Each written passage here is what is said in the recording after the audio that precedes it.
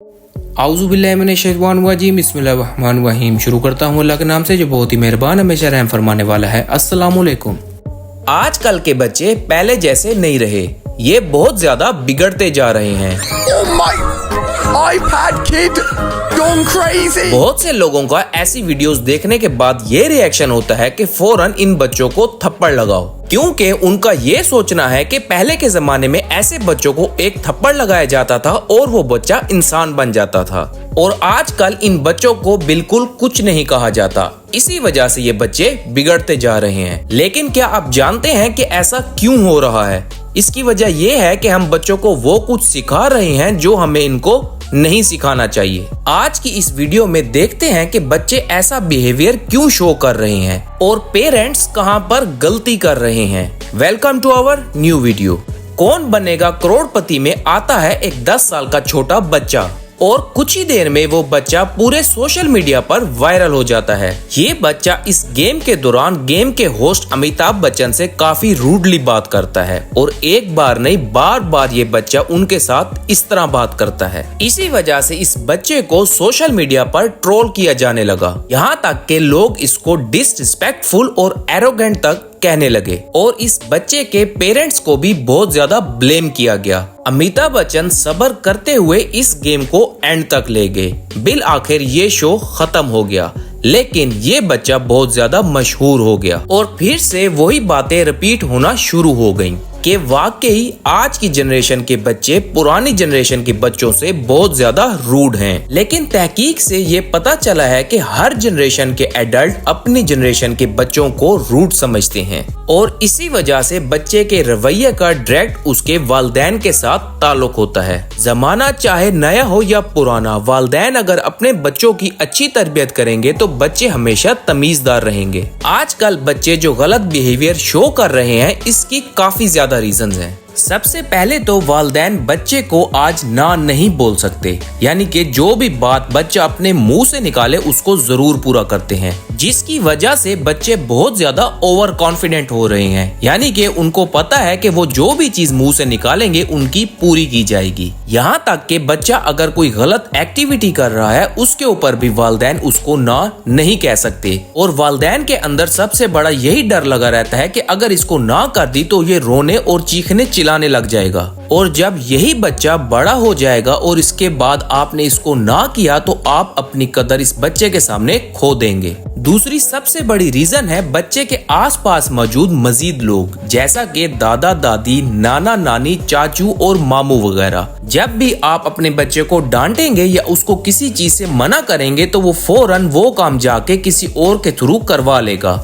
जैसे मिसाल के तौर पर आपको बच्चे ने कहा कि उसको एक गाड़ी चाहिए, आप उसको मना कर देते हैं, तो वही बच्चा जाके अपने दादा, नाना या चाचू से कहकर वो गाड़ी ले आएगा, और फिर घर आने के बाद वो अपने ही वालिदैन को डिसरिस्पेक्ट करेगा कि देखो आपने मुझे ये चीज नहीं लेके दी, लेकिन मैं ये चीज फिर भी ले आया।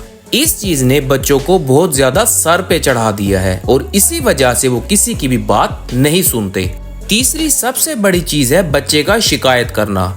जब बाप घर आएगा तो वो माँ की शिकायत करेंगे, माँ से जाके बाप की शिकायत करेंगे, और जाके दूसरे रिश्तेदारों के पास माँ बाप की शिकायत करेंगे, और जब कोई उनकी शिकायत सुन लेगा तो वो बहुत ज्यादा खुश हो जाएंगे। इस तरह बच्चे के अंदर ये एहसास पैदा होता है कि हर किसी की शिकायत लगाना बहुत अच्छा है, लेकिन हकीकत इसके बिल्कुल उलट है। फिर जब यही बच्चा ऐसे माहौल में बड़ा होता है तो वो हर चीज के अंदर नुक्स निकालता रहता है और हर किसी से उसकी शिकायत करता रहता है।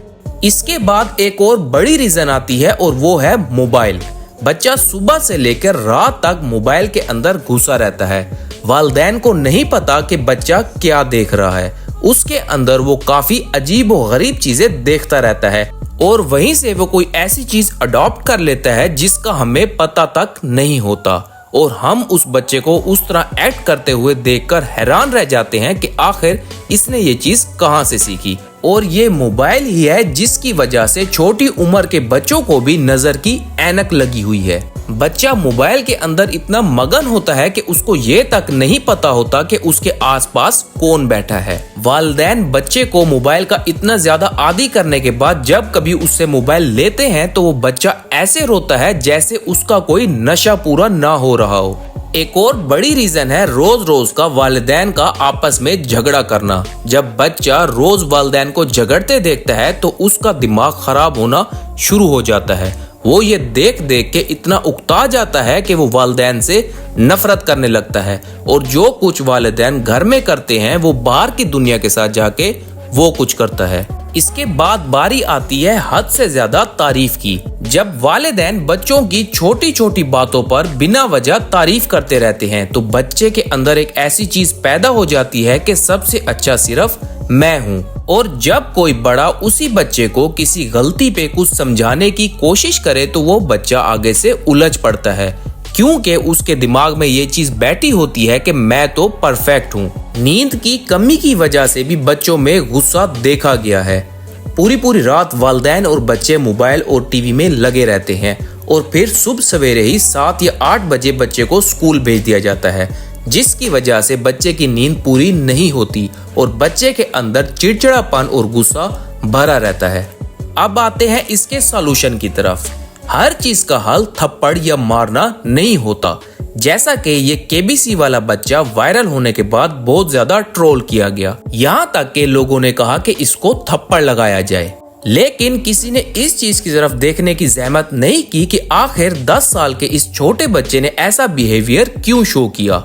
असल में इस बच्चे को थप्पड़ लगाने की बजाय उस चीज को ठीक करने की जरूरत है जिस चीज की वजह से ये बच्चा ऐसा हुआ है। मारना हर चीज का हल नहीं है, क्योंकि एक ना एक दिन यही बच्चा मार का आदी हो जाएगा और उसके बाद या तो ये आपसे लड़ने लग जाएगा या फिर घर छोड़ के हमेशा के लिए चला जाएगा और उस वक्त आप इस बच्चे पर बिल्कुल काबू नहीं पा सकेंगे। इसकी एक छोटी सी ये मिसाल है कि एक बच्चा सिगरेट पीता है और आप उसको हर वक्त मारते रहते हैं कि सिगरेट मत पियो, लेकिन कभी भी ये जहमत नहीं की कि उस बच्चे को इसके नुकसानात के बारे में बताया जाए।